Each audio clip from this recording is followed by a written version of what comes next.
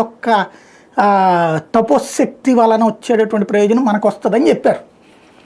అందుకని వీళ్ళందరూ అటు వెళ్ళాలన్న సంకల్పంతో కూర్చున్నారు అక్కడ. వాళ్ళని అక్కడ ఆపేశారు, మీరు అటు వెళ్ళడానికి వీల్లేదని చెప్పేసి. అక్కడ జరిగిన తొక్కిసలాట ఇది. అది సమస్య. కానీ ఒకటి సార్, ఇప్పుడు భారతీయ జనతా పార్టీ కేంద్రంలో అధికారంలో ఉంది కాబట్టి, హిందుత్వ పార్టీ కాబట్టి, ఇందాక మీరు అన్నట్టు ఒక జెరూసలేం యాత్రకో లేదంటే హజ్ యాత్రకో మక్కా యాత్రకో ఆ సమయంలో ఏం జరిగినా ఇంత హడావుడి పార్లమెంట్లో మేబీ గతంలో మరి దద్దరిల్లి ఈ రకంగా ఏమైనా రేట్ చేసారేమో నాకు తెలియదు, కానీ జరగదు. కానీ ఇక్కడ కుంభమేళాకు వచ్చేసరికి మాత్రమే కాంగ్రెస్ లేదంటే విపక్షాలు ఈ పాయింట్ రేట్ చేశాయా? అంటే ఒక్కటండి, ఇది చెయ్యడాన్ని తప్పుపట్టను నేను. ఎందుకంటే ప్రతిపక్షం అనేదాన్ని ధర్మబద్ధంగా ప్రస్తావించాలి, చెయ్యాలి కూడా, చెయ్యాలి, చేసింది.